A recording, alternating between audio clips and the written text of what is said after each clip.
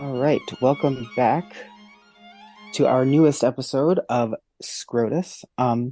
Today we're going to talk about some social media cases. So this episode, and I'll give you a preview, next episode will also be another social media centered case and centered on the First Amendment specifically. So they're similar cases, but also quite different at the same time. So they were not collapsed as the Supreme Court sometimes does. So we'll go through the first one It today, and hasn't I'm quite here. collapsed yet, but it's well on its way to collapsing. I was about to say I'm here with Colin again. The collective weight of all of U.S. governance has fallen upon the judicial branch, and it is barely standing. So I was about to say the Supreme Court is the only branch that's left, well, the judiciary, but specifically the Supreme Court is the only part of the government left that people actually have some faith in. So let's hope that it remains that way. it's like the Bible. We're ruled by judges. Let's jump into this first one. So O'Connor Radcliffe versus Garnier, Garnier. I'm a French speaker, so I assume it's Garnier, but who knows how they actually pronounce it. I will say Garnier. If I'm incorrect and these people want to come after me, go for it. Freaking Cajuns. Anyhow, continue. But O'Connor Radcliffe is the first party, and it is a hyphenated name, so do with that information what you will. But this, again, as I teased earlier, this is about a social media case and the power of government officials to block their constituents. So the background for this case is as such. So O'Connor Radcliffe and Zane, these are two surnames for school board members. They both ran for a school board position in Southern California in 2014. In doing so, both of them separately created their own Twitter and Facebook pages for their campaigns, right? So for the sole purpose of campaigning. After they won their elections, they kept these new social media pages active, and they began to post on them regularly about school board events, policies, etc. That's pretty common. I've noticed that a lot of people use political Twitter accounts that way. Right. So something that starts as a campaign account and then more, if Continues. if they win, morphs into something bigger. Yeah. So yeah, that's what these two women I believe they're both women have done. The Garniers, excuse me, are parents of students in that particular school district. And so in 2015, the Garniers and other parents of the school board, of the school district, became vocal about some of the things going on. Specifically, it was cited race relations and financial misconduct of the board. And so these parents began to voice their concerns and opinions. They attended meetings, they sent emails, basically largely ignored, as probably a lot of parents are who are angry about something. So being ignored, they, instead of boiling a rabbit on someone's stove, they said, we won't be ignored, so we'll go to social media and post our criticisms of you there. So the Garniers posted repeated criticisms on O'Connor Radcliffe and Zane's Twitter and Facebook pages. The two school board members would often delete the comments, hide the comments, do whatever they could to stop the repeating criticisms. And they even went as far as to put on a word filter. So Facebook has this word filter where that you can stop someone from leaving a comment that has a specific word in it. And apparently this word filter list that they implemented was so long that basically it disabled comments entirely. Like no one was going to post anything on there that would have gotten past the word filter. Wow. And eventually, these two school board members blocked the Garniers. And so the Garniers sued, claiming their First Amendment rights were being violated. So, federal court, it went to a district federal court, and the judge in that case ruled in favor of the Garniers. But he had a very specific sort of ruling. So he claimed that since these particular pages were for government service, that the board members were in fact acting as the government and they were silencing citizens, which is a First Amendment violation. However, because the Garniers' posts were so repetitive and borderline harassing in nature, the judge was saying, if you had only temporarily blocked these people, it would have been okay because it was harassment. But the fact that you blocked them for 3 years is a violation of their First Amendment rights. And so you should unblock them. But if they come back and are overly harassing again, then you can reblock them. So kind of like a non-committal ruling in this case. Because of that non-committal ruling, both parties appealed, which I don't think is very common, but yeah, both parties appealed the ruling, bringing it to the Ninth Circuit Court of Appeals, where a unanimous panel of judges voted again in favor of the Garniers. This panel of judges said that the specific pages were labeled with the school board members' government titles. They were announcing school board news. The board members were actively using the pages to communicate with constituents. And the opinion of this panel of judges also claimed that the pages were akin to an open public forum, right? So this is akin to someone having like a town hall, right? And so you can't just silence people's voices in a town hall unless they become a distraction, right?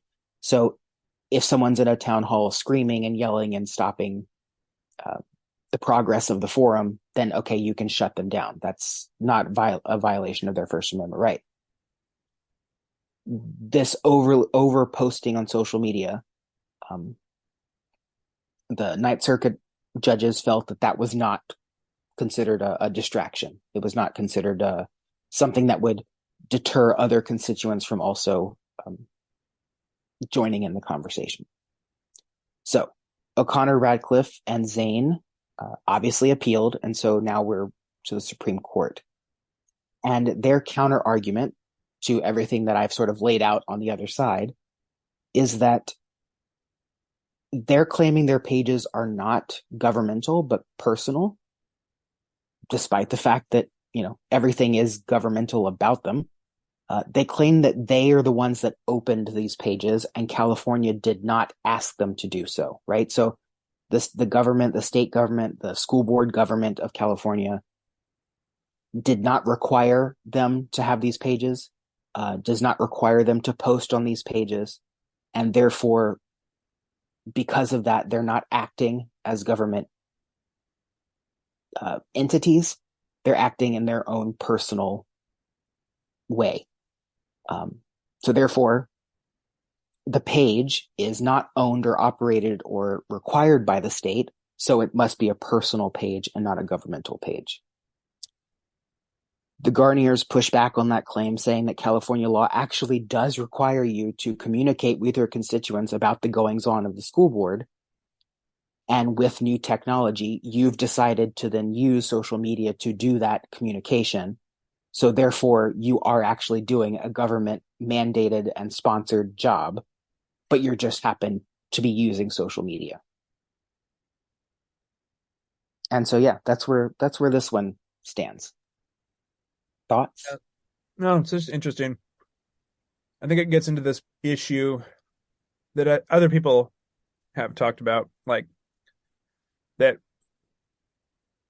First Amendment stuff is always inherently tricky because,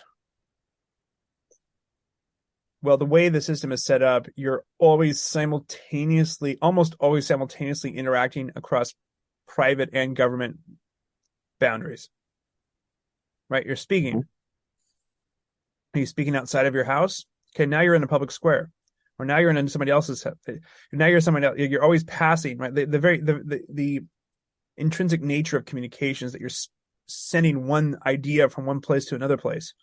So of course the government's going to want to have their their mitts in that to a certain extent. I mean, or to a large extent. And here it's made even more complicated by the fact that it's unclear how official any of these profiles are or any of these pages are. And it seems that's at least my take on it. Maybe I've misunderstood it. Is that it's unclear what is the real page. Like who is this a private page? Is this a government page? Or is this a official professional page? Sort of hard to tell. Um, Well, it seems this like the lines are being blurred somewhat purposefully to get around. You know what I mean? Like to make it plausible deniability on both sides. right, and this is exactly where the problem lies is the Supreme Court, well, courts in general can only make certain analogies, I guess, right? So their analogy to being again a public forum, meaning like if we were in person doing this type of activity, we were in a town hall, we were in a school board meeting, something like that. Um, it it's a very it's not a good analogy in my opinion. Like there's no real correlation here, right? Because of the fact that again, if you're getting re- repetitive and almost borderline harassing messages, and not harassing in the fact that they were like threatening anyone, but harassing in the fact that it was like constant, right? Just like constant barrage of criticisms. That is kind of deterring from other people to then want to join in the conversation. Um, I don't want it to sound like I'm having sympathy for any type of government official because I'm sorry you signed up for this job. You're going to have to deal with it. But it's the question of where do we draw the line of what is a public forum and what is something more private? Because government officials will tell you if they're walking through the grocery store, especially like local government officials, right? A school board member's walking through the grocery store and they get stopped by someone to ask them a question about school board stuff. Is that all of a sudden now a public forum, right? Like can if I say, "Oh, I'm sorry, I can't talk right now," am I now shutting down as a government official their First Amendment right? It's tricky. And making that analogy is not clear. Sorry, go ahead. No, it's fine. It is, but as other people, it is and it isn't. As other people have said, like nobody is really a First Amendment maximalist, for lack of a better term. There's always exceptions. Yeah. Nobody holds to that. Um, it is interesting how people conveniently become First Amendment kind of maximalists or extremists when it suits their side and not when it hurts their side, which is also pretty typically pretty normal for humans, I think. Um, Also, I mean, I've been thinking about this more lately. Like the cyberpunk part of me wants to say that this distinction between public and private forums online doesn't even exist. The Mm. distinction is a older distinction. It doesn't mean it's not important, but like I don't know if I'm not certain it exists at all online functionally. So you're Which I'm not saying is a good thing. It'd be nice if it did exist, but I don't know where to draw. I don't know if you can draw that line. Is what which is more of a philosophical argument. Fine, but that's why you bring me on. right, but I want you to hold on to that because I'm going to bring up something from the next case that sort of ties this in. And so in the next episode, we'll dive further into that wormhole that you just sort of peeked through. Um, Well, Deep Space Nine is my favorite Star Trek, and I'm all about wormholes, so I welcome it. Sort of to I guess tie this one in a bow. I think it's rather a clear-cut case. I think these parents are going to win because these pages were very clearly made for governmental use. Yeah, They were only being used for governmental use. yeah. If if that's the case and you're blocking people from giving their opinion, then yeah, you are kind of violating their right. I would agree, I think. But but It would be it's good akin that it would be akin to barring them from entering a meeting, right? To right, give their opinion. right. Well, it's a good thing we've never barred anyone from attending anything in recent history in this society. We've never removed people from school board meetings. I'm happy to say. So this is a it's a strange freak occurrence. A very novel concept. Hmm. So yeah, I think I know where this one's going to come down. But to also add one last little caveat here, it's going to be interesting. In the last episode, we talked about Supreme Court tests, right? So how the Supreme Court has developed tests with their precedents, etc. They're going to have to be very creative in how they create some kind of test for social media, right? What is a public forum? What is a private forum? What is a, personal page versus an official page?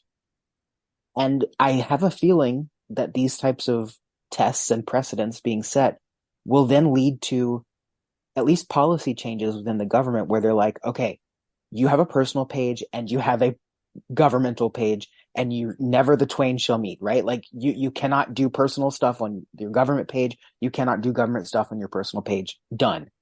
Then we circumvented this problem. That's assuming public-private is even a real distinction, which brings me back to my original. Which we will dive into Yeah. later, I promise. All Um, right. but yeah, so I think this one's pretty clear cut, and hopefully, we'll be able to revisit once we get a decision. But so far, case dismissed.